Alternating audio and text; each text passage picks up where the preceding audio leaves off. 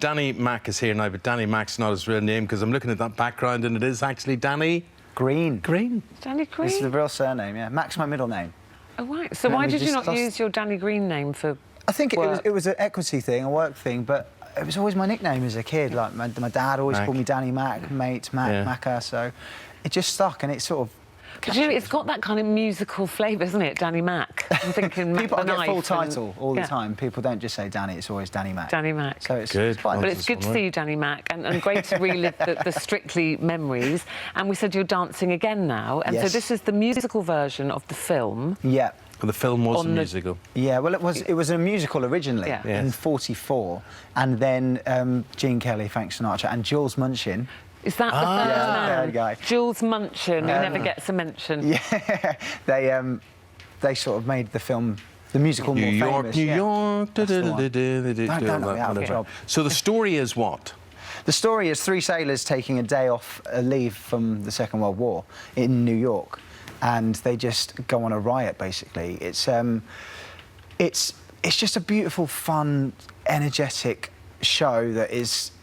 It's not stooped in the the horror of war. It's about the other side. It's about having that one day of life and the celebration of that. You know, and we only They want to see get a girl, don't they? They do. Each They one. all wanna want get girls. They want to see the sights. They want to do everything in this one day that could potentially be their last day, you know, alive. So it's a really great energy to begin a show with, and it's been just a joy and an honour to And be you're part doing of. this in the Open Air Theatre, Regent's Park Open Air Theatre. Yes. Yeah. What's that experience like? 'Cause obviously you've done a lot of theatre and a lot I'm of sure it's TV. fine unless it rains. Well, yeah, the rain was a problem during our technical week because I think out of the 5 days we were on, we had about maybe 2.5 which wasn't rained on. It was quite persistent. So it made it really difficult, but it just brings everyone together. There's something about not having the roof that makes everyone really open-minded and optimistic, you know, Yeah. the crew, the cast, the team there, and then the audiences you get in, there's something about it.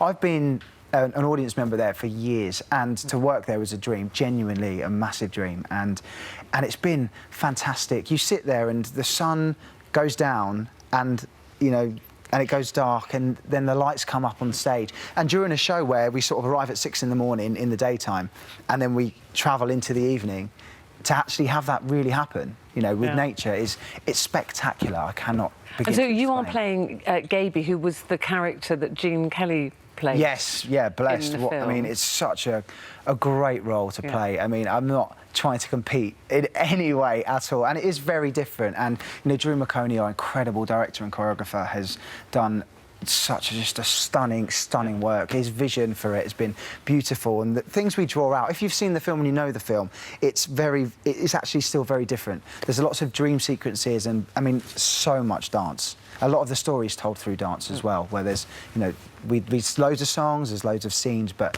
it is dance constantly. Now, in between all of that, you're going to be living your own dream with Carly Stenson, Oh. your Yeah. fiancée. Tell everybody what's happening during the summer.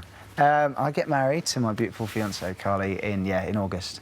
So we can't wait for that. And she's dreaming the dream at the minute, rehearsing for Les Miserables, actually. So she goes into that for a year, yeah, and she's just the happiest I've ever seen her. So it's a How on really... earth are you planning a wedding, the two of you? I don't know. I mean, we started planning at the start of Strictly, so it's been. I mean, bless her. She did a lot of work early on. We put the big groundwork in, you know, venue, food, and all the big stuff. Now it's kind of logistics and little bits. So yeah, we started early, and it's. And then I'd you're like going. to see your first dance. Oh yeah. Yeah. No, I feel, everyone keeps saying this, but I think we're just going to keep it plain and simple. You know, maybe about 20 seconds, and then get everyone else Well, on it's a the bit of floor. pressure for Carly as well, isn't it? Like that first dance with you. Well, having done everyone keeps Strictly. saying it, yeah, but. I think... And then you're going straight into another musical, aren't you? Oh, Another yeah. show, Sunset Boulevard. I mean, that's another fantastic opportunity. I mean, I don't want to look too far ahead because I'm really loving what I'm doing at the minute at Regent's Park. But yeah, Sunset Boulevard, one of Andrew Lloyd Webber's greatest scores. It's stunning, and I'm blessed to be given the opportunity to play Joe Gillis, and that goes on tour from September, starting at Leicester Cove. So you must have had a lot of stuff came in after Strictly for you. It So was, These yeah. are the two that you really caught your eye that you've chosen to do? Yeah, these are some big jobs. There's a lot of stuff that came in that, you know, it's just such fantastic opportunities, but maybe not the right move, maybe not the right thing to do straight after Strictly and straight after the, you know, the things I've done previously. But these were two opportunities I just couldn't say no to.